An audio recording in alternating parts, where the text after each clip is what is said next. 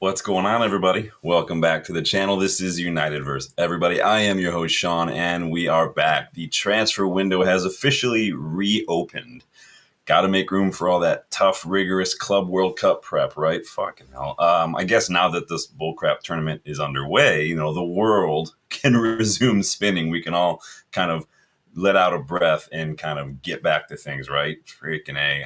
Anyway, you guys know, I don't rate this Club World Cup. As I was driving earlier, listening to Sirius XM, nobody rates. There's so many callers calling in talking about this Bayern match last night against Auckland, I think it was. If you want more proof, if anybody actually needed more proof that the Club World Cup is an absolute bullshit tournament, go check the score of that Bayern-Auckland game last night. Ninth in the world rankings versus 4,000 something in the world rankings. Auckland players, I heard on the radio too that there wasn't even Auckland's full squad because of that league is so far down, and because it's just like a semi-pro team. Some of the players couldn't get off work to come be a part of the Club World Cup because when you're that level, you have a full-time job and you have to go play as well. So it's ridiculous. There are 17,000 fans in that stadium. I think the stadium holds 24,000. A lot of people just weren't happy with the money spent. And people complain about Premier League tickets. Though, this game, I guarantee you, was 3 times as much as somebody's paying for a ticket to a Premier League game. It's embarrassing. So it's just, again, one of those things. It's people were hyping up Chelsea today because they beat LAFC 2-0. It's an MLS team that's existed for 4 years. Let's all chill out a little bit, all right?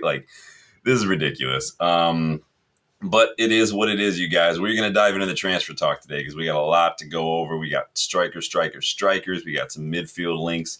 And I've got a little bit of a scouting report for you as well. So we are going to dive right in, you guys. Make sure you're hitting that like button for me, please. Make sure you're subscribing to the channel. We are on the road to 3K. Love to see the subs get high. Love to see the community grow. Go check that membership if you guys want to learn how to get more involved in the channel, please. Go check out GoGoalShop. You guys want to get $5 off when you register with the code.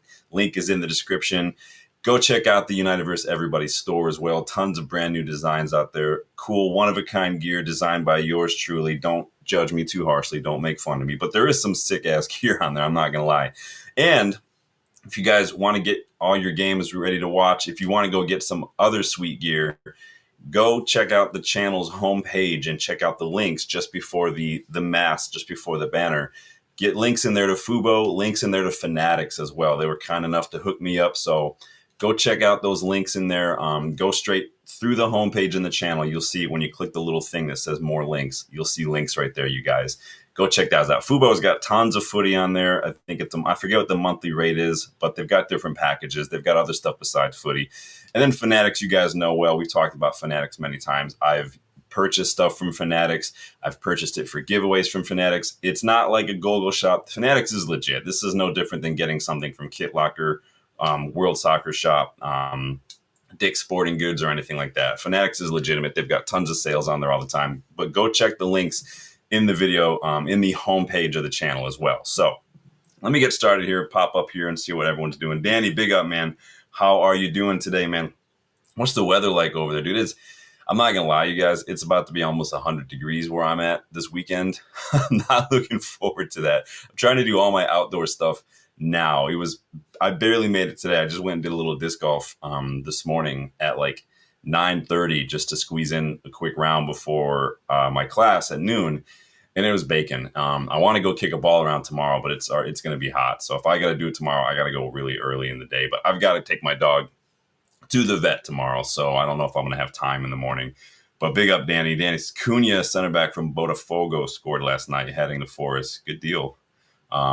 Good deal. Danny Fernandes Porto played well last night in the back three. A lot of young talent in that game. Yeah, Varela's been good for him, man. I've loved Varela since he was at Boca, man. The dude's awesome. Danny's looking at Mora. Yeah, man, Mora. We all know Mora. He's gonna go for big money. We just know that was gonna happen though. But Santos King, welcome. How are you doing, my friend? Good to see a new face. Which striker we hope? You guys know I've been a fan of Victor Gyokeres since he was at Coventry. I showed you that scouting report that I did on him for my old website back in 2023 before he went to Sporting. I love Gyokeres. I like Osimhen too. Again, with those two, it's literally flip a coin. It really just depends on what our priorities are. Obviously, we need a goal scorer. In an ideal world, I would have tried. I mean, the Gyokeres stuff's not off the table yet. We're going to talk about that today, but let me know what striker you prefer. Santos, welcome to the channel. A big up. Good to see the new faces. So, firstly, just to get you guys know, I like to start with the odds and ends. But so our away shirt has been reportedly been spotted for sale. So you guys can see right there. We've shown this before when it was leaked early on. It's got that white with like the lavender kind of, they call it a trefoil print. It's like kind of like an M, but it's like a leaf. And then the accents on the shoulders and the collar are like a darker purple. So basically it's a white, light purple, dark purple. I think the shorts are purple, kind of like the same purple as the badge. But this one is been spotted for sale. Of the three, and I put the poll out there because we've talked about each of these shirts already on the channel when obviously the home kit released not that long last week. And then we looked at the third, the black one that we looked at last week. And then obviously we looked at this one. So I put the poll out. Which one of these is your favorite so far? Of the three, this away shirt is probably the one I dislike the least.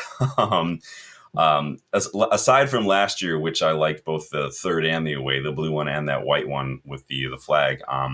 It's really just been like 1 out of 3 from Adidas in recent years for me. They get like 1 out of the 3s better. Like not last year, 2 years ago, it was the white one that I liked the most. Adidas has been a little bit of a letdown. Maybe it's time to give somebody else a shot at making these kits because Adidas is just not, they're just dropping the ball for me. But I mean, it's United, so it's not like we can go get like, like Hummel or something. Like it's got to be either Adidas or Nike. Like that's just is what it is, right? Like you can't not. What are you guys saying in the chat of the 3 that we've looked at so far?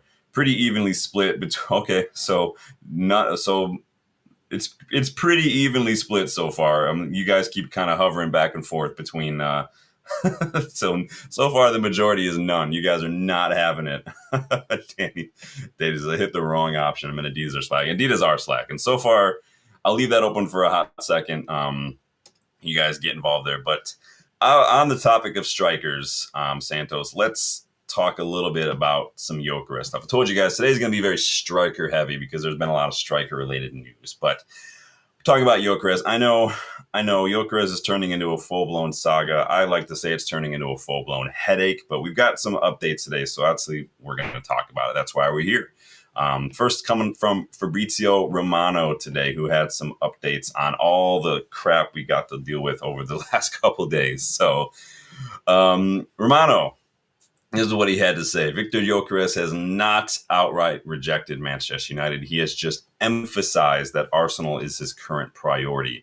The message coming from those close to Man United is that Victor Gyokeres is giving priority to Arsenal. It's not a no, I'm not coming to United. It's just him prioritizing Arsenal, assuming they can do a deal, and what happens with Benjamin Sesko. Fabrizio was talking about this a little bit with Nico Williams too, that his preference is Barcelona, but he hasn't said no to clubs like Bayern or like Chelsea or anything. His preference is to go like Rashford. Rashford's dream is to go to Barcelona, but if that doesn't happen, he'll go to someplace else. Like this is not that abnormal. What else has Romano had to say? He said, Gyokeres and Sporting will find the solution in the coming days. United are still keen on Gyokeres, calling to understand what happens till the very end.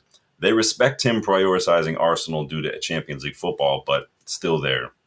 I know everyone's kind of tired of reading about Gyokeres. Quite frankly, I'm tired of trying to come up with new thumbnails. I've already used like 4 or 5 of them. I'm running out of photos to use. So after dropping that bomb, Romano, Record, the Portuguese outlet who were kind of reporting the other day that he is not going to go to Man United. Their Record are now saying that Arsenal have now frozen Gyokeres talks, and they are actually prioritizing Benjamin Sesko because reportedly Sporting want too much for Gyokeres. Now we saw all this back and forth. Sporting supposedly had a gentleman's agreement to go for like 60 million plus 10 million in add-ons, as Romano would like to say. And then there was all this talk about they were telling clubs behind Gyokeres back that it was much higher. Gyokeres apparently furious. The sporting president came out and basically called Gyokeres agent a blackmailer and all this stuff. Gyokeres posted like, there's a lot of stuff that's going out. It's lies. I will make the truth known. And then it all came out. Like, it's just, we talked about it over and ad nauseum. Like, it's been a minute, like, since we talked about anything other than Victor Gyokeres. It's been crazy. Marco Alcaraz, very heavy involved in these last several weeks. He says Gyokeres camp suspects they are being used actually as leverage by Arsenal to help them kind of get a better deal for Šeško a little bit. So this is how the transfer market works, you guys. Clubs use other clubs, clubs use players, clubs use names just to get better deals. We've been on the receiving end of it for so long, where it's nothing new for United fans, right? Alcaraz adds that while Gyokeres leans more towards an Arsenal move, he does remain open to United. So it's not off the table yet. Something that is music to my ears, because you guys know that I do love me some Victor Gyokeres. But he's said to be a little frustrated that his preferences have been made public. Either way, it's not really been going his way, is it? It didn't really go the way he and his agent thought it would. I think that they thought maybe there would be more people in for him. Maybe they just don't like all the drama. And it could be that if it's known that he wants Arsenal, like kind of like Mbeumo, like making it known he wants United, other clubs just might not be in for him. Why waste their time, right? So it does seem a little desperate if he wants to go to Arsenal, he wants to play Champions League football, and we are still chasing him. But it is what it is. It's United. It's a very good deal. It's almost too good to pass up this opportunity for like 60 million plus 10 million to get Gyokeres in the prime of his career. You'd have to be just foolish to completely just walk away from that without putting up a little bit of a fight. You're going to hate it at the end of the day if you didn't tell yourself you did everything you could to try to get that deal over the line, in my opinion. Now, I know there's a lot of United fans who are like, move on. He doesn't want United. Let's move on. Like, I get that. But there's a lot of players that we've signed that necessarily this wasn't their first choice. It doesn't mean that they were bad signing. It doesn't mean that they were snakes or mercs or anything. It's just some players have a dream move. Like, Nippon went to City. He's a childhood United fan. Like, this is just the way it works. We weren't in for him. So let me see what y'all are doing over here. Danny's giving us an update on this Club World Cup. Can't even watch it. It's on like DAZN or whatever that bullshit is. Like, this is, for the longest time, this competition could not get a broadcaster. They finally got one, and then they had to nickel and dime to get other channels involved. So now you can see random matches on like TBS or TNT or all this other bull. It's absolute joke. Literally no one rates this competition whatsoever. It's one of the most transparent attempts at a money grab that I've ever seen in my life. Santos says, if Gyokeres or Ekitike don't work, I'd like to see a signing like Jonathan David. Speaking my language, Santos. Jonathan David was actually my pick in my summer budget rebuild that I did maybe last month. I think that was. I was challenged if I had like 200 or something to spend. I think Danny B challenged me, how would I spend it? And I ended up doing a whole video on it, and I didn't need 200 million. I barely needed more than 120 million, but Jonathan David was on my list, mostly because he's free and he is balling out for the last 4 or 5 years. So, and invest the money on a goalkeeper midfield. Yeah, we're going to talk about keepers, midfielders too. I'm worrying a little bit about some of those positions that I think are priorities because I don't think the club thinks they are priorities. Or we might be taking the approach, I think, where we're going to see maybe if there are any deals, and then we're going to see if there's any youngsters, and then maybe we go a little harder for really like high quality positions in goalkeeper or in midfield next summer, or maybe even in January. I don't know if it's going to be a priority in this summer, which I'm a little frustrated about. But now that all could change depending on how many sales we make, because I do think we're working right now with the budget we have, and then a lot of anything else is going to come from sales. But we also need to start chipping away at this debt too. Compose View, big up. How are you? Wants to know why we want a striker that isn't prioritizing us. Am I the only one with pride? No, we all have pride. I think that pride just looks different and from different people. Obviously, you want to. This is part of the transfer game. You've got to put together a package. You're basically going to a lot of players out of the players that United have signed or approached in the last however many decades. I'd like to know what percentage of them actually were like, you're my top priority. Like it does take convincing. It is a hard sell. If it didn't take convincing, there would be no need for directors of football. There would be no need for any of these people. It just, you would just be able to just say, hey, do you want to come? Yes, no. Like there is a little bit of this back and forth, this convincing, this putting together the package kind of thing. This is what happens. You see it all the time with free agents. Typically with free agents, it's the club who's able to put together the best kind of signing bonus, the agent package, all that stuff. It's just part of it, unfortunately. And I'd like to think that, we can live in this romantic world where, pride and, prestige is enough, but it just isn't most of the time. It's just not. And I'm not saying you're wrong. I'm not saying I'm right. I'm not saying it's a matter of right and wrong. It's just, we have to take the world as it is, not the way we wish it to be sometimes. And unfortunately, that is sometimes you do have to convince somebody that the project or the package that you want to offer is what is the best for them. So, but to an extent, I'd agree. I don't think it's as cut and dry as that, though, if that makes sense. Composed view. Danny agrees. Danny says, don't want him now after this Arsenal bullshit. We still need to know how much of this is 100% legit, how much of this is like just paper talk or anything. Like, again, we talk about it because it's what's being reported in the major outlets, but we have no clue. I'm still waiting for Gyokeres to come out. The guy said he was going to reveal everything in time. Maybe we won't know until that happens. I don't know. The stuff from the president, though, was crazy. Those are some crazy comments. So Composed View says these little tolerance that adds up to the diminishing power of the club. I mean, perhaps, perhaps I don't think it's dancing in the player power category, but you're pretty much going to have to convince every target to choose you when there's multiple clubs in for, and that's just how it works.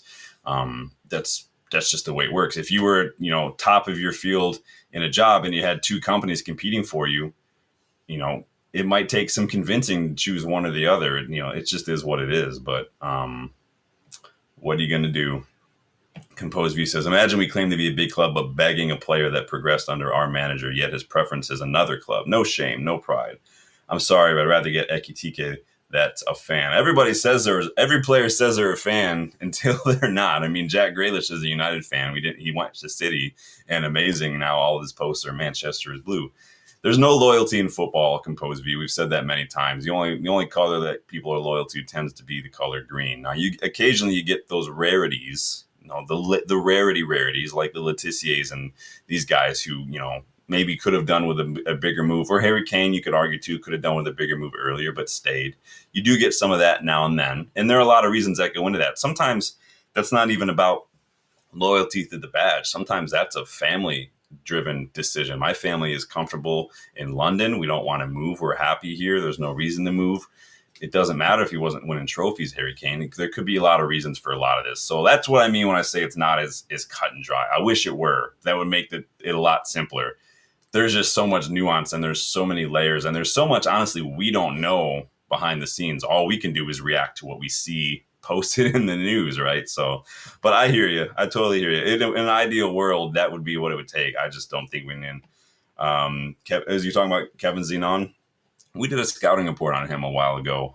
Good player. I like that.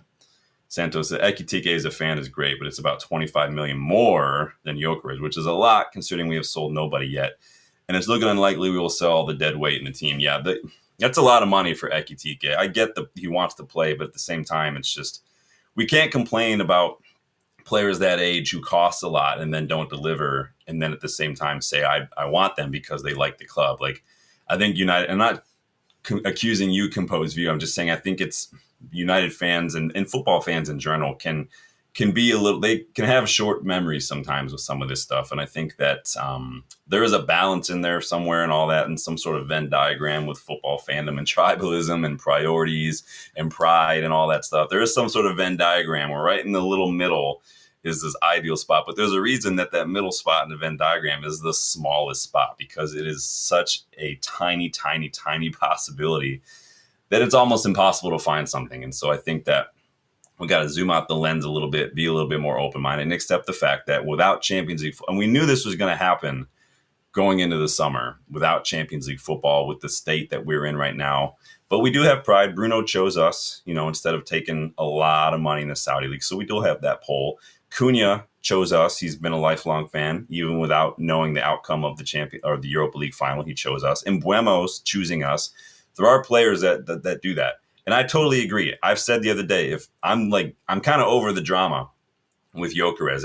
It's less about, for me, it's less about the pride and more about, I just want to get a quality striker in for preseason before it's too late so we can figure out our next move in the transfer market. I like to get the business done early. I don't like sagas dragging on. I definitely am over this drama, but I'm just here to talk about it. I don't write it, but I hear all sides. So Composey says, if his agent didn't make that public, I'd understand. Now it's public. Did his agent actually come out and say, we talked a little bit about some of it. Yo, Box, big up.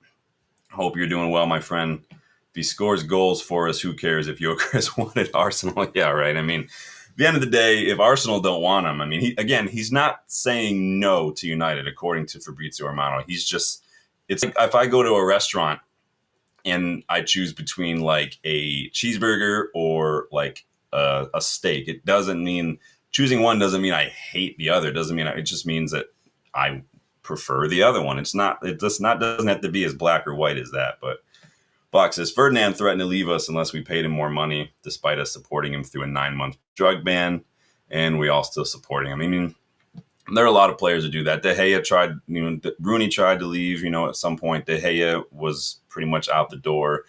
Like I said, there's no loyalty in football, and I get that we're loyal as fans, but we need to be loyal to the badge and the club, not necessarily to the players. And I don't think that we can expect much more from the players in a lot of regards as well. So Box says Ekitike for 85 million would be madness. It would be a bit rough. Now, reportedly, we're going to talk about that might not be the case, the 85 million, but we're going to talk about that. So Johnny Hill, big up. Good to see you. Only reason I'd be against Ekitike is that I think Xerxes is the same type of player as him, so I wanted a different profile, so we have a variety. I need a striker who can create a little bit for himself without having to only rely on service. I need a striker who can contribute to the build-up, and I need a striker who doesn't need 100 chances to put one away. I need a striker who can score the kind of shots that you wouldn't expect a striker. Now, I'm not saying I need all these, like the 10 out of 10 on all these, but I need someone like a Gyokeres, someone like an Osimhen, someone like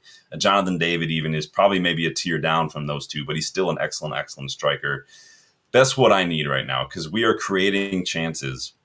Now, there's a chance maybe with Cunha and Buemo, Bruno, Ahmad that maybe you can take a little bit of pressure off that striker. Maybe you can go get an Ekitike or something. I mean, we were looking at Delap, and he's not like a world-class striker, so I don't know what the plan was there, but maybe Ekitike is in that Delap kind of level that we're looking at where maybe if we spread the goals around and we don't try to just focus on one player to deliver, we could see something. I mean, Liverpool that season, they nearly won the league, had, Suarez and, what's the dude's name? The other striker, I forget his name now. They had like 20 some odd goals each that season. Daniel Sturridge, there it is. I know it's just always on the tip of my head, but big up, man. Johnny says, also, I don't know why clubs are not in for Mateta. Prem proven, not a project player, and he would be half the price. He would be. I mean, I think Mateta is pretty much, in my opinion, that's his level. What is he, like 26, 27? He only got what? Like how many league goals last season? That was like his first like good season. Like that's how I felt about, that's how I feel a little bit about Ekitike. That's how I felt a little bit about any player who's got one decent season. I mean, we could sit here and say that about, Ollie Watkins, for instance, and what is he really doing? Honestly, Andrea Bellotti is the example I give a lot of. So it's hard. You never know. It's always a bit of a gamble with any transfer, but now it's going to be harder because Palace are in Europe and Oliver Glasner is cooking something over there at Selhurst Park. So it's going to be infinitely harder to get someone like Eze or Gueye or Mateta out of there, or Wharton for that matter. And so it is what it is. See, Santos, it's like you've watched the channel before, my friend. I've said we should have signed Marcus Thuram, and Danny B will back me up on this. That January that we brought in Wout Weghorst on loan and Marcel Sabitzer, I said, wait, and this is before I had a channel, so you guys won't know this, but I said, We needed to go for Marcus Thuram that January. He was going to be leaving for free that summer. We could have thrown a little bit more at Mönchengladbach. They could have got like 10, 12 million for him. We could have gotten an awesome striker in that January who could have really helped us. All we had to do was spend a little bit more money than what the 4 or 5 million that we spent on Weghorst loan fee. Weghorst didn't score a single league goal. I happened to be there at Old Trafford for that match against Real Betis where he did score a goal, so I have that little souvenir, but it is what it is. Fox says, Palace will probably demand silly money. Remember, we paid $50 million for Wan-Bissaka.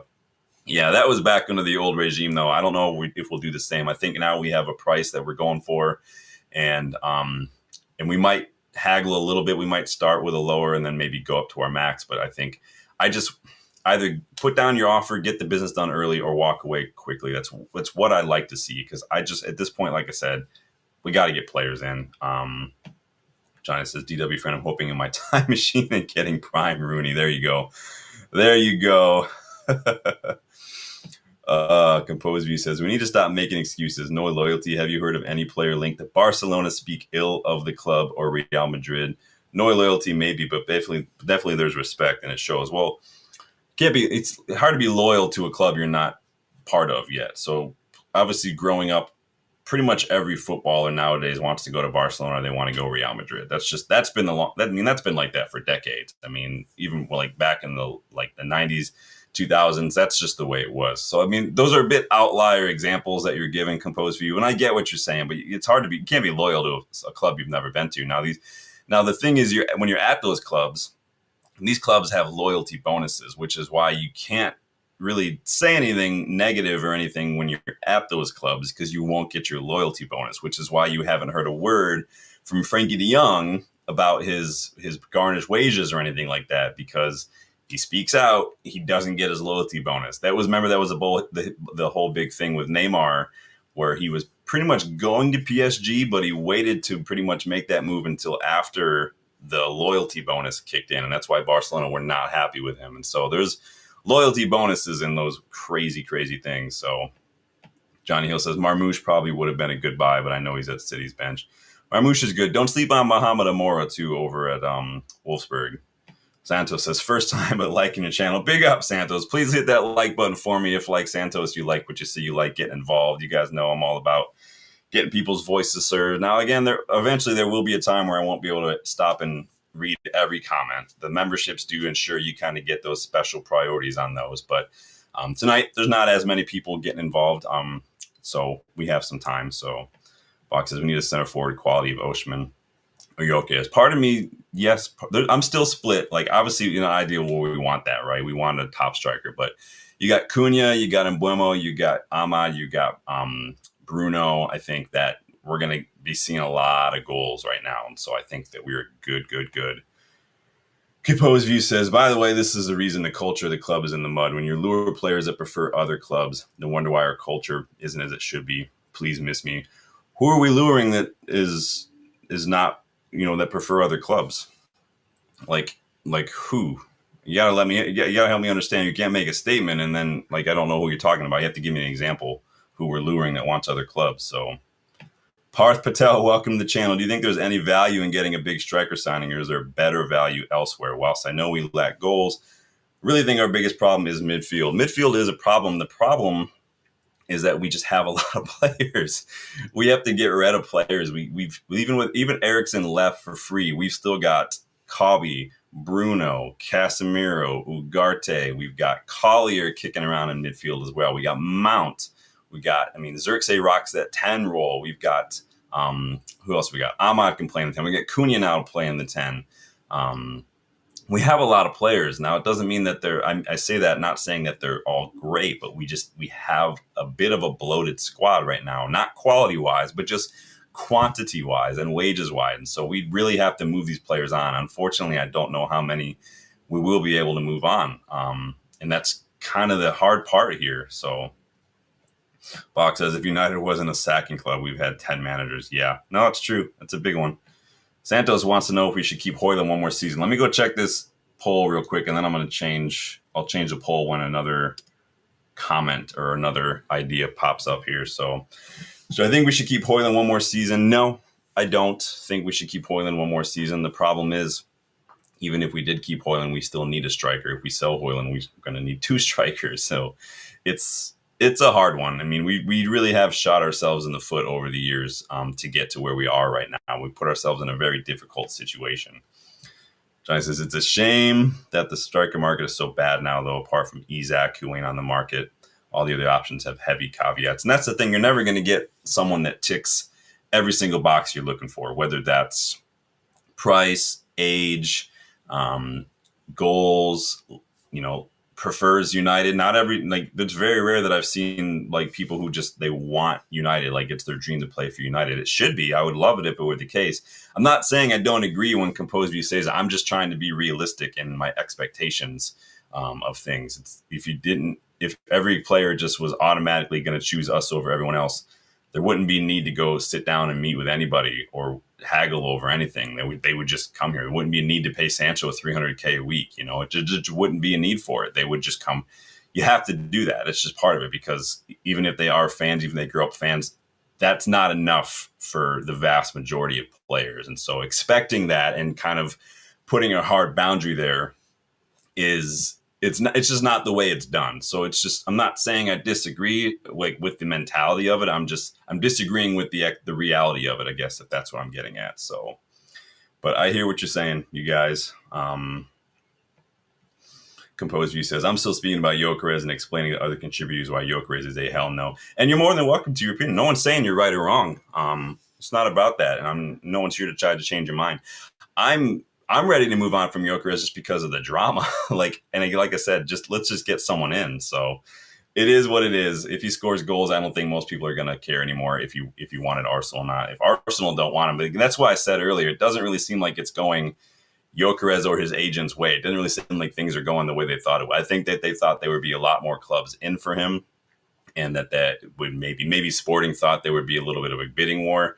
There's not, because some people just don't want the drama. It's a little ridiculous. Like I said, it didn't really go his way. So let's see. Let's look at what Rich Fay had to say on Gyokeres as well. But big up, you guys, getting involved. Says, Gyokeres to United is unlikely, but can't be ruled out. United also like Ekitike. United view Osimhen's wage demands as too high. So again, Osimhen wants a lot of money. Rich Fay also says midfielder not a top priority, not enough in the budget. Hayden Hackney and Chris Rigg are you guys know I'm all about the Hayden Hackney. He is one of my top midfield targets right now. Been watching him for a while. Scouting report on him a couple years back. We featured him on many videos. You guys know I do love me some Hayden Hackney. He would look excellent at Old Trafford underneath those lights. So, but on your point, Composed View, I mean, is anyone else but me starting to just get a little annoyed by all the Gyokeres stuff? Like kind of like you, I am gonna get into that point, Composed View, where I'm like, listen, I don't want to. There's a part of the transfer process where you expect to have to haggle a little bit over terms or the transfer fee, but there's not a part of me that's going to be sitting here like, we're not going to wait around just to see if Arsenal come get you. We're not going to wait around for you. I get that part of it, Composed View. That's why I say it's not as cut and dry, because I think it's intertwined a little bit, like a puzzle piece. So I get that. I'm just just get it done either way, move on or get it over the line. I don't care at this point. Maybe we keep running these Cunha video interviews, these Mata interview snippets keep coming out. Maybe that'll convince them. We get more of these players talking about how their dream was to play for now. Who knows? But it is what it is. I'll put it in a poll and let you guys decide. You guys know this isn't about me. Would you still have oops, that's not how you spell Gyokeres. Oh, I'll let you guys decide. It's not my job to make the decisions. This is my job to throw the targets out there. Either way, like I said, I'm running out of Gyokeres photos to use for thumbnails. So let's just get this done so I don't have to keep looking for new photos, man. It's ridiculous. Johnny says, midfield not a top priority. That should worry every United fan, to be honest. We're going to see Ugarte pivot. I think we will see an Ugarte pivot. And I mean, it's not the worst thing imaginable. But because we have so many midfielders and because some of these midfielders like Casemiro, too high wages, final year of his contract, it's going to be impossible to find someone to get him this summer. Ugarte literally only been here a year. Now the question marks remain. I've said many times, if Ugarte ended up leaving this summer, I'm not saying I've read anything or anything. I'm not saying anything of that. I'm saying if it did happen, I wouldn't be shocked just from what we saw these last couple matches before the season end. Literally 20 minutes against Chelsea, no minutes against Spurs in the final. And this was a player that was with Amorim at Sporting, who Amorim decided to let go, replaced with Martin Hojlund, if you guys remember that, who I also really like. I did a scouting report on him when he was at Lecce as well. I wouldn't be shocked. I'm not saying I think it's going to happen. I'm just saying I wouldn't be shocked if it did happen. But I agree. I think we do need midfielders. I've said it many times. We need that midfield pivot, needs a complete refresh. Now, the question marks remain over Cobby. You guys know I would sell Mount in a heartbeat. I'd probably sell Collier, not because I think he's bad. I just don't know if he's good enough. It's the injuries that get me with Collier. So complete refresh, sell Mount, sell Collier, find a way to get rid of Casemiro, maybe give Ugarte another year, but then you've got Ugarte, Bruno, Cobby, another midfield, and then we can keep now. I would get someone like Lennon Miller, loan him back out, or like rotate Hackney. I think a Lennon Miller and a Hayden Hackney midfield pivot is like peak 90s Sir Alex Ferguson midfield partnership at its peak right there. I think that midfield, a Lennon Miller, Hayden Hackney midfield would dominate in the Premier League, but that's just me. So what are you going to do? Johnny thinks some people are being naive when it comes to transfers. They forget we finished 15th and haven't won a Prem in over 10 years. We are lucky Cunha and Mbeumo want to join. Yeah, and again, those are like no one would have thought, like the whole talk the last several months of the season, the whole talk after we lost that final is how are we going to attract players? How are we going to attract players? Like I said, keep running these Cunha interviews where he keeps talking about his love for United. Keep running these Bruno interviews when he talks about why he turned down Saudi League. That's the kind of stuff that's going to help. Keep running these Aiden Heaven interviews where he talks about the pathway to the first team, about how we've had like the most minutes to youngsters and stuff the last year. Keep running that shit, and it'll filter out the people who don't want the club versus the people who actually believe in the project. Because Mbeumo believes in the project, Cunha believes in the project, Heaven believed in the pathway, Cheeto believed in the pathway. That's the kind of stuff. So I totally get that. But big up, you guys. Box says Casemiro should be offloaded. Good luck. Good luck, man. Because it's going to be impossible. It really is. Like, it's just the way it is. He's on too much money, dude. He just really is.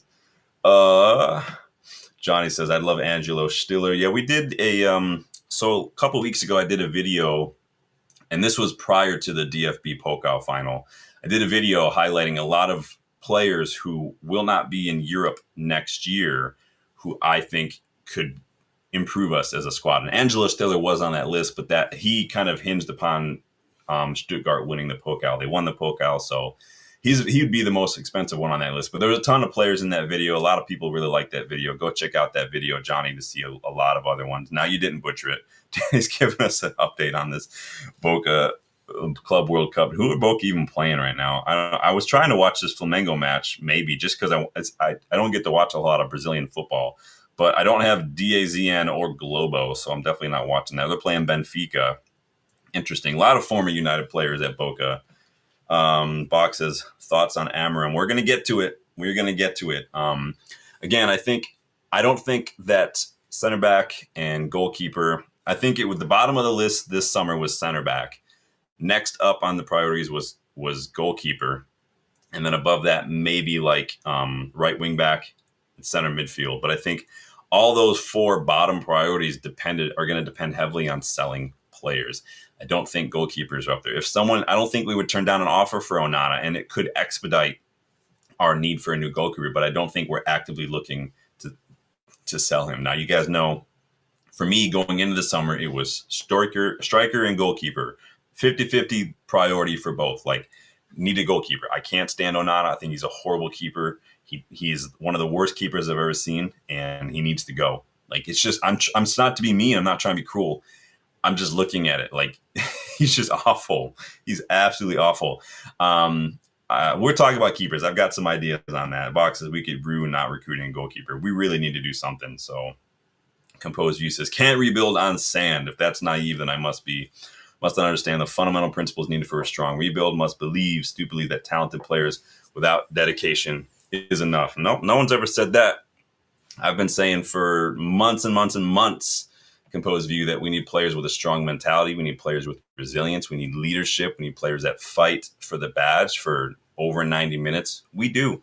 All I'm saying is that if that's the top priority for you, that's the deal breaker for transfers going into this summer, then you're going to miss out on a lot of target on just pride. So it is what it is. There's no need to argue about it anymore. No one's trying to say anybody's right or wrong. Everybody's just got a different opinion going into it. So it is what it is. It's important to be open-minded. So like I said, there's nothing that you're saying that part of me doesn't agree with, but there's other layers to it, other facets to it that I can't ignore, if that makes sense. Johnny says, Amorim liking Onana reports equals club forcing Amorim to keep Onana. Yeah, we're going to be taking a hit if we try to get rid of Onana for too cheap, but I'm done with the Gyokeres stuff because I need more thumbnails. I'm running out of photos, but I may have to find some Ekitike photos though, because we got some Ekitike stuff. I told you guys it was very striker oriented today. So Fabrizio Romano is talking about Ekitike today a couple times. He says United's interest is genuine. We have made contacts with him and his agent and have asked to be kept informed. No contact yet with us in Frankfurt, only contact with us in Ekitike. Now, this has been corroborated by Bild. They say United are the only club that have spoken with Frankfurt about Ekitike. Frankfurt sporting director Marcus Krusch is friends with our head of recruitment, Christopher Vivell. So, interesting connection there.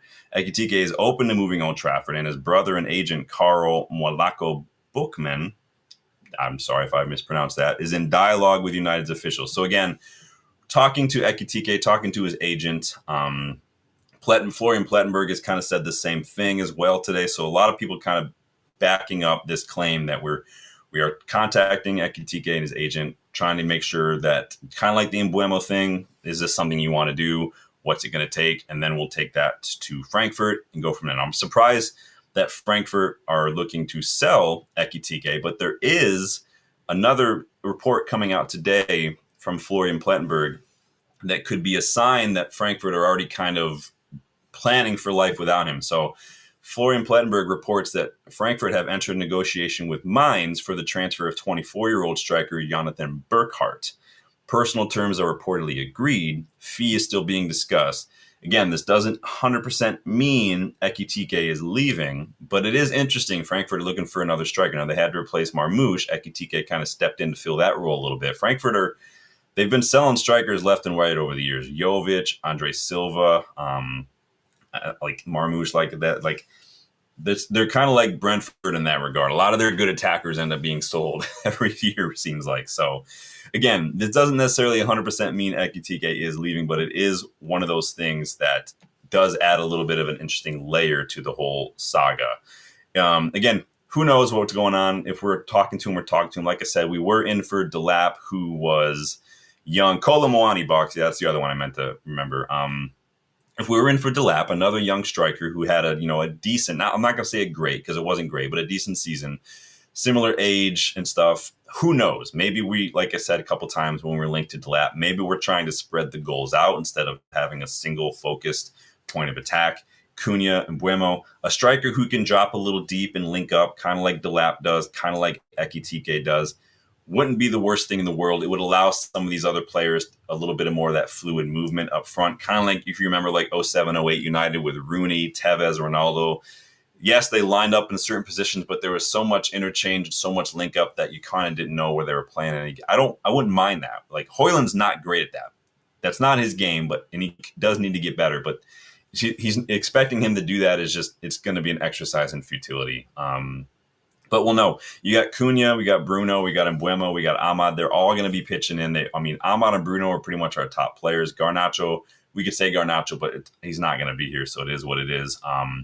Graham Bailey, though, did add today on the Ekitike stuff that Frankfurt are now going to be open to offers less than this 85 million price tag that's been reported. So that could have blown a lot of this out of the water. So I don't know. We'll see what happens. I wouldn't mind throwing a player in there. We can offset that price a little bit. We do have a lot of players.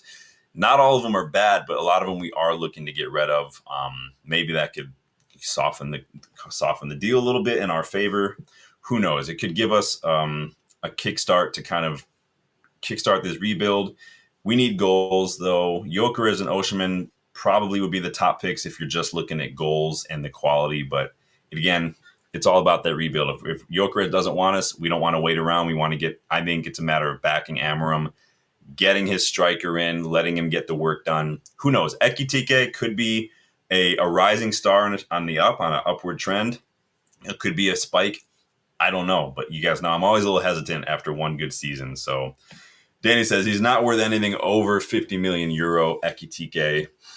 It's probably going to be, I'd imagine it's going to be something like 55 or 60 with add-ons, just similar to the Gyokeres original reported like gentleman's agreement price.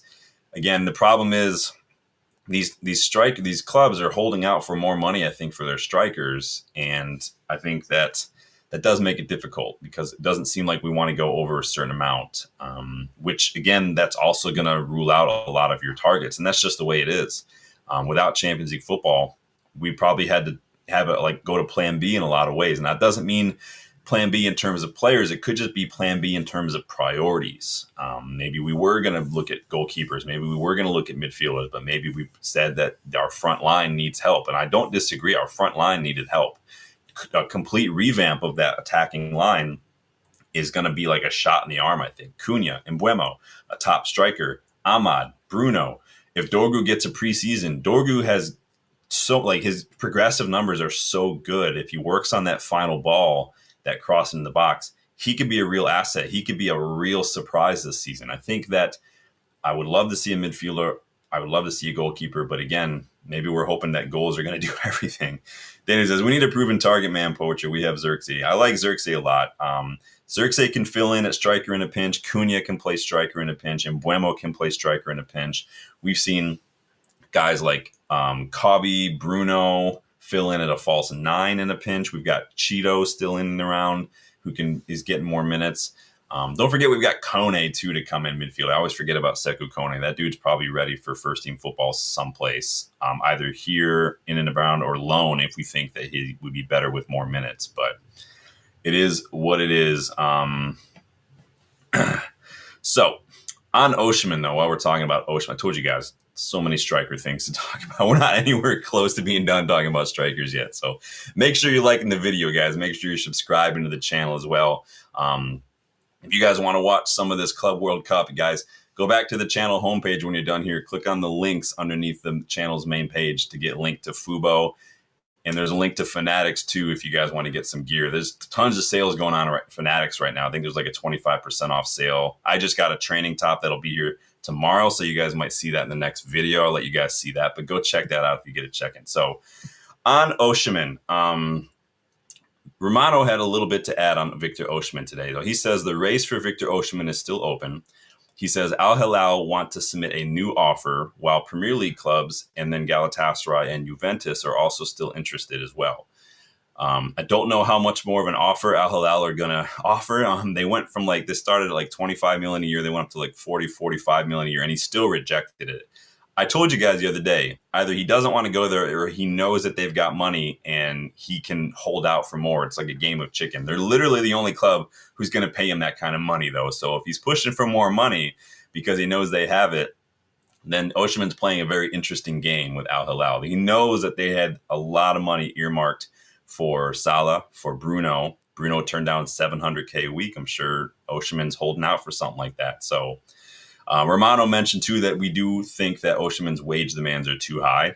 Surprise, surprise. But Romano adds that we're not ruling him out yet. So I don't know what you guys have to say. Let me see what you guys are saying on Gyokeres here. Would you still have Gyokeres at United? 57% of you say yes. 43% of you say no. I'll leave that open for a hot second longer. So get involved in that poll if you guys haven't yet.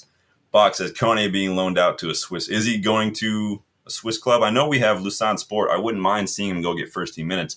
But part of me feels like he is ready to go to like Nice, Ineos's other club, Sir Jim's other club. I think he could do a job over at Nice in that midfield, could get some more minutes. I'd rather have him go to Nice than go to the Lausanne Sport. If you were like 17 years old, yeah, go to Lausanne Sport. But he's, 20? Like, he can go play there. Johnny says, with Ekitike, I can imagine Mbeumo getting quite a lot of goals, though. But to be honest, that's if Ekitike is going to be that Firmino-type player at the club. So a lot of people think that Ekitike is kind of like an Isaac because they're very similar statures. They're very tall, very skinny. But Ekitike he does play a little bit more like a Xerxes, where he is good at the ball with his feet. He's good in these tight areas. He's really good at that final phase, not just that final ball, like getting the ball from that middle of that opposition half up into that final area. He's good at that link up, good at kind of that progression in that area as well. He does like to shoot on sight. His goal return is pretty good. So let you guys have your chat here in the chat. You guys, yeah, I mean, there's no problem. You guys go ahead and chat through each other boxes. Oshman wants that Brina money. I think he does. I think he knows how much we were offering, and he just wants it. So he's playing a dangerous game, though. So we'll see what he says. I'm going to end that poll here. But yeah, Oshman updates. So on strikers, big up Cheeto who was named player of the tournament in the Maurice Rivello tournament. That is a international tournament for U17 to the U23 level for international clubs. So a lot of their youth players. It's basically a showcase for young players at the international level to kind of get their name out there, get noticed. But big up Cheeto for being named player of the tournament. He got a couple goals and an assist. Denmark finished third in that tournament. Sekou Kone also featured heavily in that tournament. He got a pair of assists from Mali's U20s as well. So big up Cheeto, player of the tournament. He joins a nice little group of players. So past winners of that player of the tournament that Cheeto picked up include Elias Ben Seguir at Monaco, who I have done a scouting report on. Douglas Luiz picked that up a couple years ago. David Brooks, Chamis Rodriguez, and the one and only Sebastian Giovenco. You guys remember that guy? What a striker, Sebastian Giovenco. So these are the guys who've won that award in the past as well. And then another player who has also won that award is the subject of today's scouting report. Yes, we did. I told you I was doing a scouting report. So that's about as good as a segue as it gets, to be honest. I'm going to give myself a little golf clap for that one. That was an excellent little transition from me. So that was for me. That clap was for me. So let's move on to my scouting report. Say hello to Lucien Agume. Some of you guys might be familiar with him. Some of you might not. He obviously is a midfielder, plays for Sevilla. He's 23, so a little older. Very, very physical, very, very good on the ball. He likes to move that ball forward. He's very good on the ball, very, very press resistant. He's been compared to Paul Pogba because of that press resistance. He's got a little bit of that flair, a little bit of that long-leggedness that Pogba has when it comes to keeping the ball. And just the overall stature and the physicality you have. He's not as silky, I think, as Pogba, but he does have a little bit of like Kone in that regard.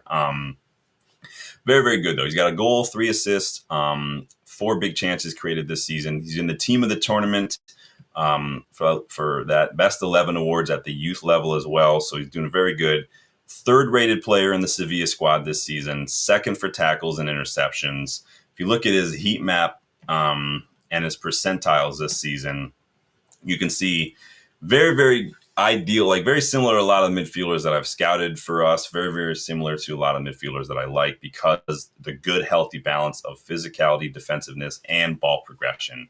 If you look at those numbers for the percentiles, you're going to see those progressive numbers are excellent. Top 25% almost for progressive passes per 90, top 22% for successful take-ons. So he's just good at getting the ball forward. But then you look at those defensive numbers, especially those tackles and interceptions and those aerials, he is exactly the kind of physical midfielder that we need. Now, a lot of you have been talking about midfielders that you like Amadou Onana and whatnot. So look at it. You can see his heat map there, too. He's get all over that pitch, pretty much right where our pivot players are going to be. So he is the big thing with him.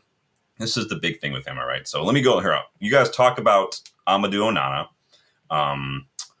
This is how he compares to Amadou Onana this is how he compares to Ugarte. Sorry. So I was going to compare him to who we have at the club already. So you can see that while Ugarte has done a little bit more with some of these goals, that if you look at Agume's number, it's those shot creating actions, those ball progression. I think that's where we're really lacking right now is the ball progression from midfield. Bruno is the only one, and maybe you could argue Casemiro when it comes to those one-off passes over the top, but Bruno is the only one who can move that ball forward. Maybe Kabi when he's on the ball, but in terms of progressive passes and carries, you can see that Agume just far like dwarves Ugarte's numbers in that. They're both kind of neck and neck when it comes to take-ons, getting touches on the ball. But then you see that Ugume's actually got better tackling numbers too, much better than Ugarte. So I really like what I see from him. Now, again, Amadou Onana.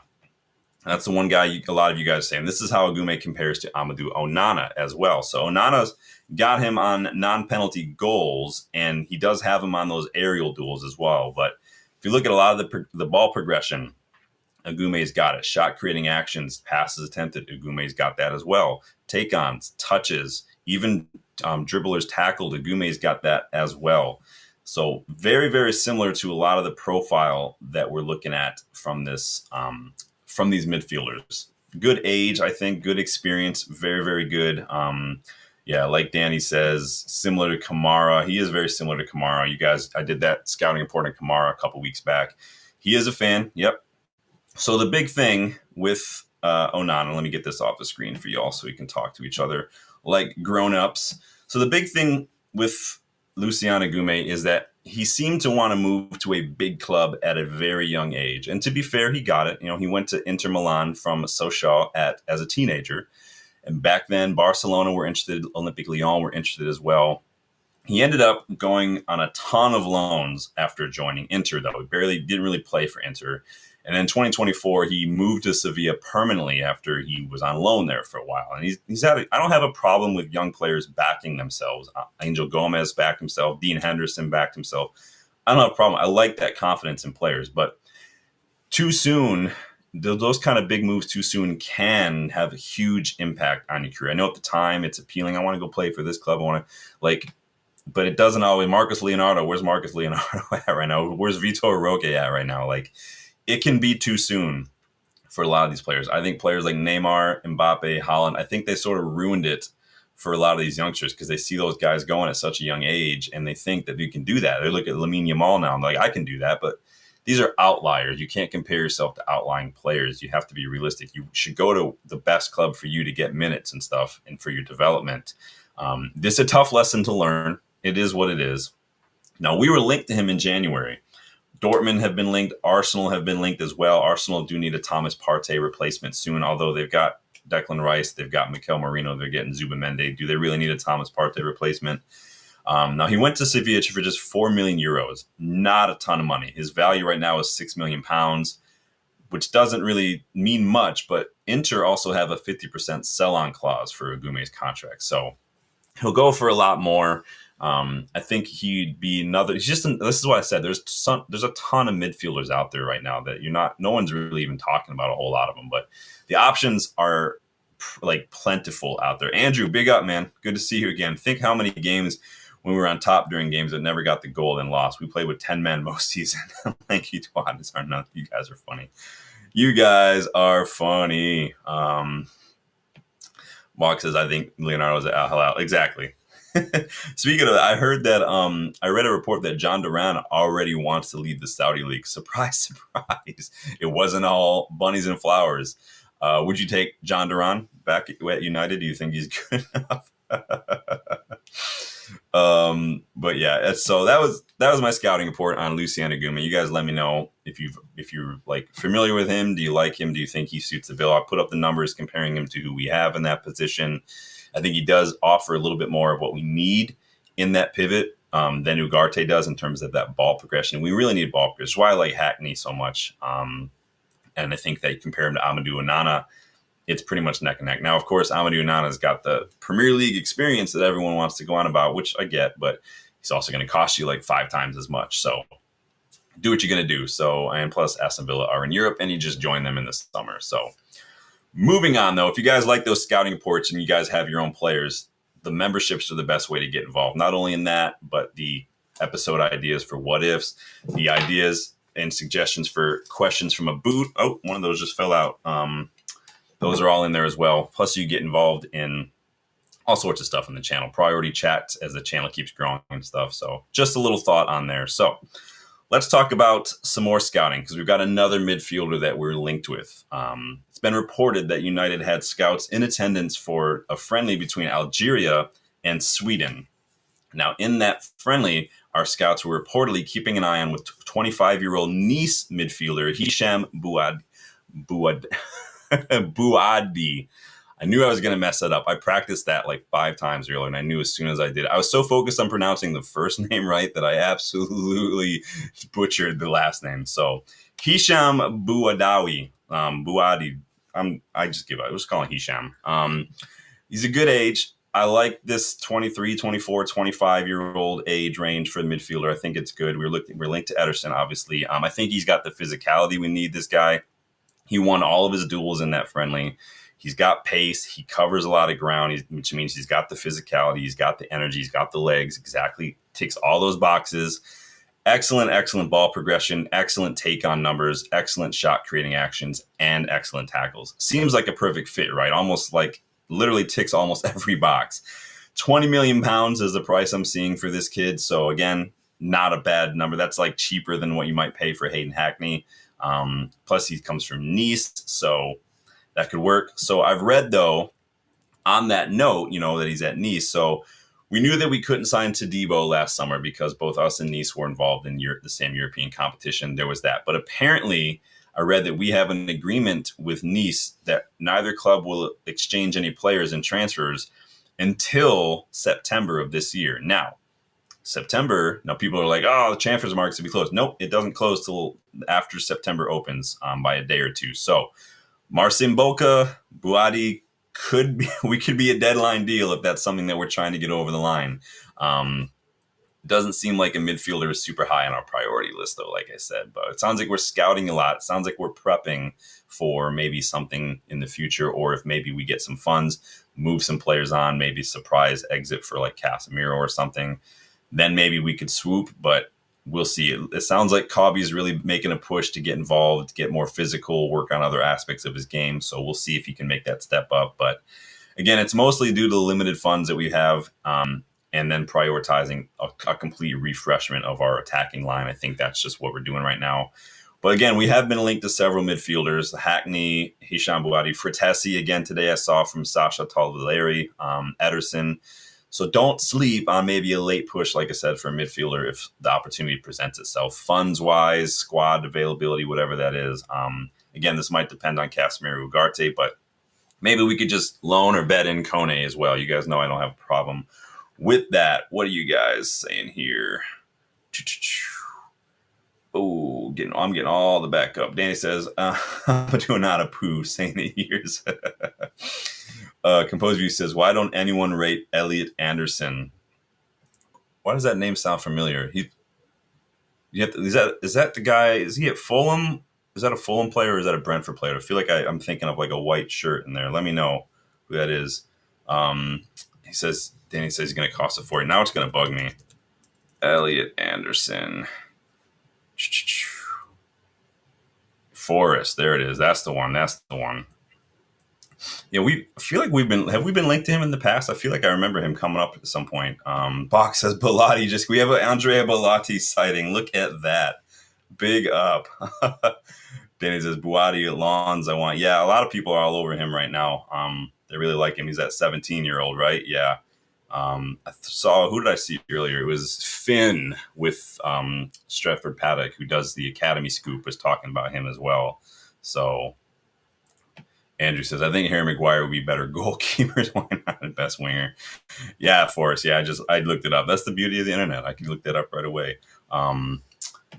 Could be hard to get a lot of people out of Forest. It can be hard to get people out of Palace, Villa, and whatnot. This is the price you pay when you're not in Europe. You're going to have to pay a ton, or you're just going to have to move on to the next target. That is going to happen sometimes, unfortunately. So, moving on. In terms of outgoings, though, it doesn't seem like there's anything kind of in the near future. Rich Face says nothing is imminent. There are some reports coming out from Italian outlets today, both from Corriere dello Sport and Gazzetta dello Sport, that Rasmus Hojlund to Inter Milan is picking up a little steam. Outlets say that Inter are accelerating a Hojlund deal after apparently personal terms are agreed and he wants to leave. So Inter want a loan to buy option. United are holding out for a permanent deal for 45 million euros. Somebody convert that for me in the chat because I don't know off the top of my head. If it's true, if Hojlund wants to return to Italy, if he's kind of crumbling a little bit under the weight of the badge and whatnot, then he needs to go. Like I'll say it till I die. It was unfair to put him as the sole goal scorer at 20 years old. It should never have happened. We shouldn't have done that. We shouldn't have paid so much for him. It's not his fault, the fee. But this past year has just shown that whatever it is, that the mentality is just not quite there. And again, that's unfair. I worry that it's damage done, though, and it's too late. I got to take a drink of water. It's so dry up here. So it is what it is. I know someone asked earlier in the chat, would we keep him for another year? I wouldn't. I gave up on you guys, and I defended Hojlund tooth and nail. I was almost ready to die on that hill for so many reasons, but I just got to a point where I'm like, I can't. Like, the writing's on the wall. He has to go. If nothing else, for his own career, he's got to go. Just go, like, find your joy again for football. Go someplace where you don't have to worry about the constant pressure, the hate. You can play a little bit more the way you want to. Like, go do that, man. I'm sure he'll be fine. He'll have a great career, just like a lot of other players are that leave. It is what it is. I think that we contributed to a lot of what's gone wrong, but at the end of the day, the whys don't matter as much as the what, and the what is that it's just not working out. So we'll see. Best of luck. We'll see what happens, though. But again, we've shot ourselves in the foot there, because we're going to end up taking a loss. And until we can get kind of past that threshold of PSR loss on some of these guys that we've just brought in recently, like Hojlund or Onana, I just don't see them moving on, because we're trying to get out of the PSR hole. We can't keep adding to it and digging ourselves deeper into it. So I wouldn't be shocked either way if he leaves or if he stays, but it is what it is. So Andrew Clayton says, 16 watching, 9 likes. Come on, guy. A lot better than Rio. That's high praise. I don't know about that, man. Could talk about Rio. Ruh. I was watching. Did you guys watch him with Bex earlier? He had Bex do a 5-a-side. I think people forget the caliber of players that Beckham played with in his time. Like, they didn't do keepers, but he was like pick 5-a-side from players, and Bex is like Roberto Carlos, and we're like, fuck, you did play with Roberto Carlos. Paolo Maldini Beckham played with, man. Kino, R9, like Zizou, like these were his 5. It was Roberto Carlos, Paolo Maldini, Roy Keane, Zinedine Zidane, and Brazilian Ronaldo, all 9. Like, who in their career has played all these players? That's insane. Now, if you're not of a certain vintage footy fan, like if you didn't grow up in those prime years, like the late 90s, early 2000s, you're watching like Goal 2, Living the Dream and stuff. Some of that might be, maybe over your head, but some people just know Roy Keane from overlap and stuff. The dude is an absolute force of nature in midfield for us. Like, it just is what it is. But to get to play with these players in your career is just, what a freaking blessing, man. What a life to be a footballer, dude. Interesting stuff. But let's talk about goalkeepers for a second while we're talking about exits. So I've seen reports today, and some of you guys have talked about it, that Andre Onana is expected to stay at United, even after his kind of cryptic, weird response to that question during that recent trip to Africa. You remember that? Bertrand Traore had a charity on Andre Onana was hanging out there. Someone asked him, going to United. He said, maybe we'll see. I don't know. Like I said, I've never felt like that the club's priority was to replace him, but I do think that a backup keeper to replace Bayindir is probably the likely scenario, which is dumb. I think just use a youngster instead of spending money. Like, we spent money on Bayindir for him, like, never play, basically. Just play a youngster if you're just going to need someone for cup games or something. Like, what does it matter at this point? I don't care what happens there. David Ornstein claims that there is interest in Onana from Saudi clubs and the MLS, but I don't know if I see it. Honestly, if we don't sell, here's my ideal right now. You guys let me know if you agree with this, right? Not my ideal, first and foremost, sell Onana, replace him with like Bulka or someone like that. But that's probably not going to happen. Let's say we don't sell Onana. If we don't sell Onana, here's what I'd like us to do: put up with him for a year, go buy Sen Lamens from Royal Antwerp, and loan him back to Antwerp, just like Liverpool did with Mamardashvili from Valencia. Remember, Liverpool did buy Mamardashvili last summer, and they loaned him back for the year. Lamens is only 22, I think, right? Very, very young in terms of keeper. Go buy him if you think he's got what it takes. Then you have him. And then you can put up with Onana. And Onana knows at that point, oh, shit, I've got to step up because I ain't getting away with this shit anymore. He knows that Binder is not replacing him. It's just not going to happen. That Arsenal match in the Cup was a flash in the pan. But then you've got this keeper, and Onana's like, I either got to look for a club or I got to get the fuck out, or I got to step it up. Like that's what I would do if we don't sell Onana. Like, go get Lamens. He's good. Go send him on loan back to Antwerp. Let him keep him. I don't know why we don't do that. So many clubs do that, and we just don't take advantage. Chelsea did that with Pulisic, if you guys remember, when they got him from Dortmund. Liverpool just did that with Marmadashvili, like I said. Like, Chelsea also just did that with Giovanni Quenda. Like, it's okay to get... We could have done that with Nippon. Could have had him locked in the summer and just loaned him back until January. And then he could have come in January and it would have been fine. Now we get to see him rock up at Man City and then go on. He's going to be on loan. Like, City are even doing it. It's like, I don't get why we don't take advantage of things like that. Like, it's not just this black or white. Nope, we have to buy a player or we don't buy a player. Like, you're allowed to utilize loans. You're allowed to buy and then loan someone back if they're young. Like, that just makes complete sense to me. Like, I just don't get it. Onana is 29, Andrew. So this is why I'm harsher on Onana than I am on someone like Hojlund. Onana is 29. There's no excuse for the mistakes that he makes. So Danny says, I heard a rumor going around a few weeks back that Maguire was seen in a hotel with Onana's wife. Interesting. Well, we don't know about any of that. So Danny agrees 100% on Lamens. Lamens is definitely the guy that I'm looking at. We've done a little bit of a scouting report on him earlier. Let me read off some of his numbers here while we're talking about him, because I do frequent FB Ref. Whenever I talk about these percentiles, you guys, it's FB Ref. But the guy is literally in the top 3% of the top 5 leagues in the world when it comes to save percentage. He's literally got 81.3% save percent, which is in 97th percentile. He's in the top 3%. He gets a lot of touches on the ball. He's very comfortable on the ball. He's in the top 15% for touches on the ball. And you guys know one of my biggest traits I love for my keeper is commanding of your box. Lamens is in the top 1% for crosses stopped. He controls that area. I like it. He's not going to venture out of the box too often. So again, doesn't have a whole lot of defensive actions outside the penalty area. I don't need that.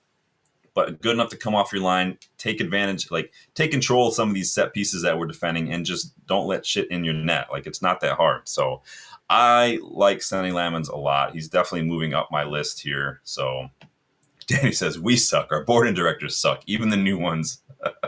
Everything sucks. Burn it down, kill it with fire, start over again. Slash and burn, man. Andrew Glade says, I'm not a game and keep hold of his wife. You guys are funny. He says my buddy was telling me. All right, you guys are funny. But yes, did you guys like that plan? If we're stuck with Onana for another year, we go get Lamens and then we loan him back, promote a youngster. Maybe go get this Woodburn. What's the guy? Woodward. What's that guy from Preston that we're the 28-year-old keeper that we are going to get a backup keeper. I think that's just going to happen. But I think this guy Woodburn, I think he's on a free, right? Doesn't his contract expire this summer? So maybe he's a free agent. In which case, go get that done. He knows his role. That's all he's got to do. Moving on. So Aston Villa reportedly interested in Jadon Sancho, according to Graham Bailey. We'll see if anything comes of that. Sully Talks reports that Saudi clubs are interested in him too. Again, the Saudi League is the only place where Sancho, realistically, the only place where he's going to get his wages. Now, again, it's claimed that he doesn't want to reduce his wages, Sancho. So in that case, you're limiting yourself to either rotting on the bench or the resis at United, or you're going to the Saudi League, or you're taking a pay cut. DiMartio claimed this afternoon that Napoli are interested in Sancho as well. So who knows? But he can't stay here. I think the bridge is burned with Sancho for a lot of United fans. I don't think Amorim is going to look at any of the stuff that happened with him and any of the things that he's done since he left. And like, he doesn't want those kind of personalities in the club. He just doesn't. So maybe who knows? Maybe if we get someone young like an Ekitike, maybe there's an opportunity there to swap him with Ali Watkins or something. And you've got a 29-year-old Premier League proven striker. You've got a young up-and-coming striker in Ekitike. Maybe you sell Hojlund. It's win-win for everybody. Who knows? Garnacho, I think, suits Villa too. So Like, who knows, man? Replace Hojlund with Osimhen, David, Ekitike, Watkins. We need to sell players, though, man. It's we are going to be screwed if we don't sell some players. These wages, though, are going to see us stuck with Sancho, Rashford, and Antony. That business is going to drag on all summer. We're going to be paying like loans. We're going to be like paying partial wages just to get these players on loans with like obligations to buy by the end of the summer. Don't be surprised to see any of those three line up for preseason matches either. By the way, I wouldn't be shocked personally, but in random news, you guys know I like to start with a little bit of odds and ends, and I like to finish with the odds and ends. Make sure you're hitting that like button for me, guys. I see Rayan Cherki still a little butthurt about the Europa League semifinal. He's popping all that good shit now, Cherki, but come up against a fit Lissandro Martinez and a fit Ugarte, and let's see how much bass you have in your voice at that point, because those two are ready and willing to put you on your ass if you want to talk that good shit at Old Trafford, my guy. You want to grab your little baby nuts at Old Trafford. We'll see what happens next time you want to rock up. That's assuming that Pep plays you, though, and he's still not training you to drop deep and become a 6 or an 8 like you did Bernardo Silva. Remember, Bernardo Silva was a winger at Monaco when City bought him, and he's been playing in midfield ever since. So, but Cherki wants to sit here and give it the big one. We'll see what happens. Danny says, I heard Betis made a pathetic offer for Anthony. Yeah, Betis want some sort of weird like loan ownership structure. I don't even know. I didn't really understand what they were getting at, so I just said, fuck it, man. You want to pay him, do that. Andrew says, when you're at the top like Maguire, you can take what you want. Hey, don't hate on Herodona, all right? The dude was massive for us this season, all right? Let's not forget. He was massive against City. He's obviously brilliant in the Lyon semifinal. Like, you do what you want. But yeah, Rayan Cherki, man, that's going to be interesting. I want to see what happens there. So, and then finally, so on a funnier note, Dylan sent me a photo he was out and about. I don't remember where he was, but this is a legit photo that Dylan saw yesterday and sent to me that he stumbled upon. And what do you want to know what you guys think here? So he found this, he saw this Camaro, looks like Camaro, which they don't make anymore, I guess, out and about. This license plate had me dying. What do you guys make? Clearly, if someone is an Argentina fan, the color of the car kind of says it all. So he sent me this. And what did I send back to him? I forget. Hold on a second. Dylan, so he texted me this and says, I don't like this guy. And my first response was, how many tires did you slash? Then I told him I'm putting that in the next video, and he was laughing. So I hope you slashed all 4 tires. I hope Ashley Young came out of nowhere and just tackled that into the side of the stadium or something. But I thought that was hilarious. Imagine that's your car. Oh my gosh. What an absolute joke. But that is going to do it for me, you guys. Like I said, a lot of striker talk tonight. I mean, just all over the place with strikers. I don't think that these striker rumors are going to go away anytime soon. So we'll see what happens. But please make sure you're hitting that like button for me. I had a good chat tonight. As always, you guys know it's not about right and wrong. It's not about changing minds. It's not about the fact that everyone's agreeing. You know, we welcome all opinions. The only thing I ask is if you have an opinion, just provide me with some reason for it. You got to give me something. You can't just say stuff like you're a bumper sticker and no one gets to respond or you have nothing to back it up with. So again, tell me why you think the way you think, really. That's the challenge I put out, as always. I like to have some good conversation. So like the video, subscribe, check the memberships to know how you can get more involved. Check out the store, too. There's tons of designs in the UVE store. The pin, you guys know the link is pinned and everything. Go check out the homepage, too, if you guys want to go check out what Fubo has to offer this summer for all your Club World Cup needs. Or if you want to go get your hands on some sweet United gear at Fanatics, the links to those are in the channel's homepage. Go back to the homepage when you're done here. Click on the more links. That'll take you right to there. Go check that out, you guys. Danny says a woman owns that car. You guys are funny. All right, you guys, take it easy. Cool off if it's hot where you are. And I will see you guys on the next one. Later.